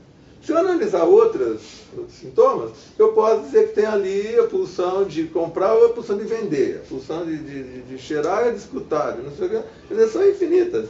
Então, o procedimento aqui, ele é tão identificado com a ideia, com a noção de ideias da razão, que é com a ideia de força, e tribo com a ideia de força, que não dá para reduzir isso a uma nova metafísica. Justamente porque tudo isso foi construído com o objetivo de mostrar o que não é metafísica. Né? Isso é a ideia da razão. Né? Você pode questionar esse construto, mas isso não pode, de novo, ser reassimilado a uma ideia de metafísica, porque justamente ele foi construído por Kant para combater a ideia de metafísica. Né? Então, há uma clareza quando Freud está falando que aqui tem impulsos de vida, impulsos de morte, o papel de organizador dos fenômenos. É isso mesmo, eu estou vendo duas crianças que se batem. Quando alguém briga com o outro, ele vai lá e ama o irmão que estava batendo até agora, o que eu posso dizer disso aí? Eu posso dizer o que eu quiser. Inclusive que tem pulsão de vida e pulsão de morte ali. Só que justamente esse é o conceito de metafísica imanente do Schopenhauer. Não, a nomeação, não, eu não estou nem desautorizando o que o Luiz escreve aqui como volta à metafísica. É engraçado. Sim, ou imanente. É uma discussão que está no interior mesmo Sim, mas aí então a gente teria que fazer uma nota de rodapé dizendo que criar uma nova metafísica, talvez no sentido de que esse senhor Jacques Lacan diz aí, porque tem meta e então não faz sentido, não sei o quê. Quer dizer, de qualquer forma, é uma criação, mas não é um retorno a um modo de proceder da filosofia. Né? Então eu acho que é exagero dizer que aí teve um fracasso. Não, muito pelo contrário, teve um avanço. Claro. Né? Teve um avanço. Claro. Quando eu utilizei essa expressão infeliz de fracasso, eu queria dizer fracasso em relação ao projeto original dele. Tá. Não um fracasso absoluto. Tá? E, inclusive, a gente pode criticar também isso que diz o Lacan, não tem nada para além da linguagem, porque tem. Quer dizer, a linguagem tem uma determinação socioeconômica, tá? A linguagem muda. O Lacan fala da linguagem como se ela fosse uma nova divindade. É um criacionista. A linguagem. Mas a linguagem funda. Não existe isso. Tá? A linguagem está em permanência. A linguagem é um laço social. Tá? Eu me lembro que eu viajei na China, e na China tem uma coisa muito curiosa, porque é muito difícil que eles se compreendam entre eles. A linguagem é tão sutil que eles têm, frequentemente eles têm um caderninho, tá? Ou eles escrevem na mão, ou eles escrevem no caderno o que eles estão querendo dizer. E eles se leem, tá? Porquanto a linguagem deles é uma linguagem musical quase. Tá? Tem muita coisa de musical. Então eu não sei como eles resolvem esse problema dele, quando eles passam a era informática, ou não sei qual é a relação entre essas características da linguagem deles e a matemática, e a representação por imagem, tá? Eu não sei o que acontece, mas eu me lembro que eu fiz essas observações. Eu contei o que eu tinha visto na China quando eu estava fazendo meu mestrado, e eu me lembro que a minha professora disse, então você está mostrando que existe um caráter da linguagem que é uma pura função da dinâmica social e da escritura. Lacan está falando de que linguagem? Ele está falando da linguagem falada, ele está falando da linguagem escrita, tem várias vertentes aí que se podem tomar e se discutir. Mas, enfim, isso já é uma outra apreciação. Ele está falando da linguagem do ponto de vista de que o estruturalismo via. Tá? Aquele negócio do Saussure, do Jacobson, que também não se pode dizer que foi um fracasso, foi um progresso muito grande. Tá? Permitiu aproximar dos problemas de uma nova maneira. Mas o estruturalismo foi algo que acabou. Se volta a história, na França se volta a história, se volta diferentemente do que existia, mas se volta. Quer dizer, como é, através do Foucault talvez, mas se volta a história. Não há um fracasso, há um... Eu estou falando interno ao Freud. O projeto que ele tinha com o Fliess e o projeto que ele começou a ter com Abraham, isso ele abandonou, teve que abandonar. Senhores? Eu comentei com o Francisco que eu estou chegando de São Paulo e eu tive uma briga com uma pessoa que ia me discutir. Porque eu falei durante 50 minutos, me pediram para não ultrapassar 1 hora. Eu me disciplinei e falei 50 minutos. E a pessoa tomou a palavra para me fazer uma pergunta e já estava falando durante 45 minutos sem fazer a pergunta. Isso é comum. Daí eu pedi para o Daniel Kuppelmann intervir e pedi para a pessoa parar. Ele disse, não, peraí. Eu comecei a achar que era uma oradora louca que estava falando e ele estava protegendo uma colega que pirou. Daí eu pedi para a moça que estava organizando a mesa para intervir. Ela disse, não, peraí. Daí, de repente, eu falei, pode parar de falar, por favor? Não veio a pergunta ainda, a gente precisou almoçar, precisa ir embora. Daí acabou a mesa. Daí um doutorando chegou para mim e me disse, olha, daqui é assim. Na França, isso é considerado má educação. Você roubar a conferência. Tá? Não é a máxima francesa é a concisão é uma virtude. Tá? A concisão é a melhor das virtudes. Quando eu fiz a minha tese com Laplanche, eu perguntei para o Laplanche, quantas páginas deve ter a minha tese? Ele falou, olha, se tiver 3 linhas, está ótimo. Tem um cara que modificou a humanidade escrevendo 3 linhas. Chamava Einstein. Se você puder provar o que você quer provar sobre a paranoia em 5 linhas, já está muito bom. O resto vai ser perda de tempo para você e para mim. Eu botei isso na cabeça, tá? Não posso prolongar o que é inútil. Só que eles não cumprem lá isso, né? Hein? Escrevem tese de 500, 600, 1000 páginas. Pois é. Ainda tem muito disso. Mas podem fazer questões. 5 minutos. Tá bom. Não, sim, questões de 5 minutos, tá bom, né? Daí o estudante me avisou, eu falei, bom, então mudaram as coisas. Eu já tinha vindo uma meia dúzia de vezes na USP, nunca tinha acontecido isso. Então, veja só, os hábitos brasileiros vão mudando, porque não acontecia antes, acontece agora. Perguntei o que motiva essa modificação. Eu acho que quem motivou essa modificação foi o Renato Mezan, porque ele não consegue parar de falar. Então, hoje era ele que discutia. Ele falou durante 1h30, após a minha fala de 50 minutos, para me colocar 2 perguntas. Foi muito interessante o que ele falou. Mas o Renato Mezan, ele evidentemente, ele estava costurando no interior do que eu falei. E as perguntas, ele fez 2 perguntas que ele apresentou enquanto tais.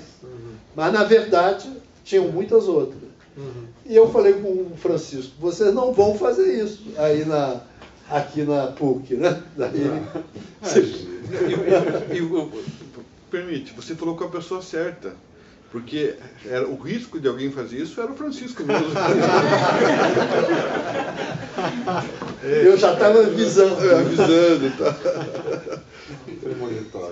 Premonitório. Muito obrigado, Francisco, pelo seu acolhimento e pela sua delicadeza em não falar 1h30. E nem criar conflitos, né, professor? Pois é, não. Se comportou hoje. Me comportei. Olá. Eu estou pensando na questão que o senhor coloca de que ele abandona como um abandono completo da questão da metapsicologia. Eu não sei, quando a forma que eu leio a obra de Freud não é em primeira e segunda tópica, mas eu entendo que os elementos do que a gente chama de primeira tópica se encontram na segunda e numa forma dinâmica. Eu não vejo como uma interrupção completa, né? Eu não sei se essa forma de ler de que ele abandonaria completamente a metapsicologia. Não, você tem razão. Não é o Freud diz: eu abandono e o que resta são esses fragmentos da metapsicologia que está incompleta. Inclusive, quando ele volta, ele diz: eu fracassei porque eu não levei em consideração, não soube como levar em consideração o aspecto econômico e o aspecto dinâmico. Agora, o que quer dizer isso? O que quer dizer o aspecto dinâmico? O que é a dinâmica em psicanálise? O que é a dinâmica com o Freud? A dinâmica é como o prazer se transforma em desprazer e o desprazer se transforma em prazer. Tá? É isso que ele está chamando de dinâmica. E o que é a economia? É como que é prazer num sistema, é dor no outro, e como que é dor num sistema, é prazer no outro. Tá? Então, eu acho que a dinâmica e a economia no Freud tem muito de hegeliano, porque o Hegel fala sobre isso na dialética, né? Sobre a interpenetração dos contrários, a transformação da quantidade em qualidade, mas isso o Freud não podia dominar porque ele conhecia pouco o Hegel. Ninguém falou para ele sobre o Hegel. Tá? E quando o Hegel vai ser recuperado através do Lacan. Mas que recupera dentro de uma outra discussão, que é a discussão não só Hegel, mas o Henri Vallon e a discussão com a psicanálise norte-americana, numa outra perspectiva. Né? Mas sobreviveu da metapsicologia a divisão tópica, né? O superego, o ego e o id, na vinculação com o inconsciente, o pré-consciente e o consciente. Agora, não é só uma sobrevivência da psicanálise através do texto do Freud o ego e o id, não é só uma sobrevivência puramente especulativa e teórica, tá? Ocorre, e se você olhar as correspondências, a gente pode ver isso claramente, ocorre que a psicanálise estava ficando muito desacreditada, porque estava se vendo que não tinha resultado clínico. A análise do Homem dos Lobos foi uma catástrofe, o Homem dos Lobos nunca resolveu nada, né? A aventura do Freud com um paciente norte-americano chamado Frink foi uma catástrofe que queimou muito o Freud nos Estados Unidos. O Frink era um psiquiatra que se tornou presidente da Sociedade de Psicanálise de Nova York e virou uma espécie do Jung norte-americano do Freud. O Freud tinha um dom para atrair louco, que era o Jung teve uma passagem psicótica na vida dele, né? E é muito corajoso da parte do Jung contar como é que foi a loucura dele e como ele saiu dela. A autoanálise parou de existir para os psicanalistas freudianos, mas continuou a existir para os psicanalistas junguianos e, sobretudo, no tratamento das psicoses. O Frink, então, era presidente da Sociedade Psicanalítica de Nova York, veio para Viena fazer uma análise com o Freud encorajou ele a largar a mulher e se casar com uma milionária que tinha sido paciente dele. Ele se casou com a paciente milionária durante a análise com Freud. O Freud tentou convencer a paciente milionária de fazer um dom para a psicanálise, a mulher se recusou e o Frink ficou louco. Ficou louco, perdeu tudo, acabou a vida no hospital psiquiátrico. Isso pegou muito mal. O Strachan escreve para a mulher dizendo: é impressionante como a psicanálise não dá resultado e como os resultados que ela dá são catastróficos. Não sei quem foi analisado. Eu, em todo caso, não fui. E ele tinha sido analisado pelo Freud. Né? Por que ele não foi? Porque o Freud, durante a análise, ficava dando trabalho de tradução para ele. Então, veja só, análise e tradução. Tá? A gente pode... Então, quando a psicanálise começa a entrar numa crise, que é uma crise severa, o Freud escreve o ego e o id. Ele refunda a psicanálise. É uma solução genial, né? Ele dá a volta por cima. Levanta, sacode a poeira e dá a volta por cima. É isso que ele faz com o ego e o id. Mas daí já entra, é um outro problema. Né? Ele come o ego e o id e depois ele entra na sociologia, né? A psicanálise aplicada à sociologia.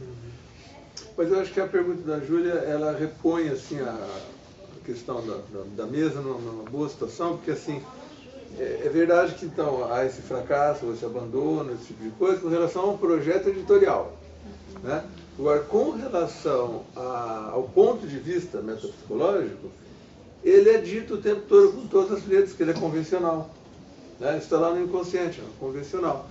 Então, nesse sentido, isso é uma blindagem. Eu posso estar usando o tempo todo, hora de um jeito, hora de outro, porque ele é isso, ele é o princípio norteador. É assim que eu organizo os fenômenos, me aparecem, as intuições, de um jeito ou de outro. E se eu puder controlar as edições dos casos, todos vão dar certo. Né? Aí vem aqueles que os leitores, né, vão ler por baixo, vão ler os seus contores, vão descobrir fracassos. É o que o Richard escreve na apresentação aqui, aquele conjunto de leitores, escritores chapa branca, que prestigiam o Freud, e os catastrofistas, que vão dizer que tudo deu errado, aquele livro negro da psicanálise, não sei o quê, né? Então, esse tipo de coisa é julgamento exterior. Agora, efetivamente, o uso que o Freud faz, isso ele não é dado nem por acerto, nem por desacerto. Né? Aí não se aplica a questão de um fracasso. Né? Porque, efetivamente, como nós sabemos hoje, a psicanálise, em vida de Freud, deixou de ser remoção de sintoma. A gente andou discutindo isso no sintoma, no seminário. No seminário. Não foi removido direito. Que é um sintoma. Já citou isso. Que é um sintoma. O que é hoje? O que se espera de uma análise hoje? Claro que tem um trabalho bacana sobre isso, quer dizer, esse refazimento da própria história, né? Como que o aparelho de memória vai se reorganizando. E a isso não se aplica o fracasso, né? ou o sucesso. Isso A questão é a é um expectativa produto. que você tem também. É um produto, é um a respeito resultado. de algo. Né? Cria-se uma expectativa muito elevada, você pode falar eventualmente em fracasso, né? Mas dentro de uma construção humana... O que o Lacan fala no final da vida dele é que a psicanálise é um trabalho de escroque, né? É uma escroquerie. Esse é um negócio do Lacan que os lacanianos divulgam pouco. Né? Ele, no finalzinho ele diz isso, que é um trabalho de escroque e que é uma escroquerie, e pouco antes ele diz que já sabemos que a psicanálise não está certo, que foi só um alívio temporário, mas que vale a pena enquanto alívio temporário. O Lacan não sabe, talvez, mas ele está retomando as teses de um psicanalista curioso, escocês, que tinha sido analisado pelo Ferber e pelo Winnicott. Como é o nome dele? Que analisa isso, que ele é o primeiro que diz disso, que não se sabe quais são os resultados da psicanálise a longo termo. Tá? Só se sabe os resultados da psicanálise durante a psicanálise. E que é raro, efetivamente, durante uma análise, que as pessoas se suicidem ou que tem um sintoma mais grave durante a psicanálise. Mas depois. Mas depois, à distância, 10 anos depois, 5 anos depois, Guntrip. Esse cara se chama Guntrip, Harry Guntrip. Ele tem um livro sobre... Ele diz o que cura é a vida. Se tiver que curar é a vida. E a análise é só um parêntese na vida. Mas não... o objetivo não é curar, é reformular... O que frustra as expectativas profiláticas do Freud, né?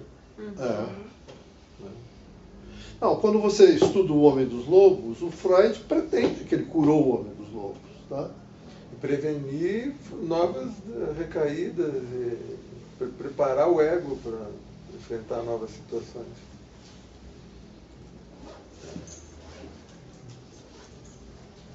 No caso do Frink não deu certo. Tem um outro paciente dele que ele chama de AB. Procura no meu site. Eu traduzi o artigo que é a vida desse paciente AB, cujo nome se descobriu. A gente pode reconstituir o tratamento desse paciente através da correspondência do Freud com Pfister, porque foi um paciente que o Pfister mandou para o Freud, AB. Eles chamam de AB. É um jovem esquizofrênico e ele se chama Carl Liebman, L-I-E-B Man, né? M-A-N. E ele foi... Esse pessoal, eles brigavam, mas era uma turminha, né? Então, o Pfister manda o paciente em análise para o Freud quer saber se o paciente é realmente esquizofrênico, pede para o Bleuler estabelecer um diagnóstico, o Bleuler estabelece um diagnóstico de esquizofrenia. É muito curioso a gente ver como é que ele estabelece o diagnóstico de esquizofrenia, tá? O Bleuler criou essa palavra de esquizofrenia, mas no texto teórico dele ele descreve perfeitamente o que é, mas no caso do AB ele não descreve. Ele diz, ele é esquizofrênico porque durante 45 minutos de entrevista ele botou a mão dentro do cinzeiro, ele não tirou a mão de dentro do cinzeiro e estava ausente a nossa conversa. Mas ele é um esquizofrênico, pode ser curado se obtiver, cedo ainda, uma educação psicanalítica, tá? Eles não consideram um tratamento psicanalítico, eles consideram a psicanálise como uma educação psicanalítica. O Freud fala muito disso, da educação psicanalítica, sem ser a educação dos formandos em psicanálise. Tá? E o cara, ele se inscreve numa tese de doutorado, não consegue fazer, vive lá em Viena, e daí os pais dele que pagam tudo isso, resolvem parar com a análise, ele volta para os Estados Unidos, e daí termina a vida no hospital psiquiátrico. E no hospital psiquiátrico, ele diz que o único período da vida dele onde ele esteve feliz e sentiu que ele tinha algum valor foi durante a análise com Freud, onde ele aprendeu que a loucura dele vinha do fato que a babá dele tinha dito que se ele continuasse a mexer no peru, iam cortar o peru dele. Era educação psicanalítica. Mas deu um sentido. Hein? Deu um sentido para ele. Deu um sentido. Os psiquiatras anotavam isso. Disse que aprendeu com Freud.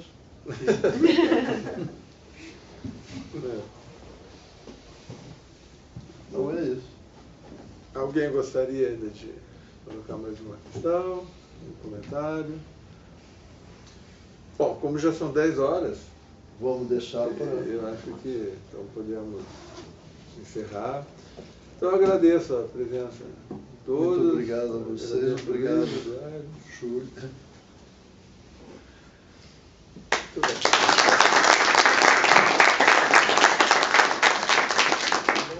Bom, legal. Acabamos tomando água. Não, tá com vergonha de tomar Coca-Cola na frente da câmera. Eu até escondia. Vamos usar isso contra você. Vamos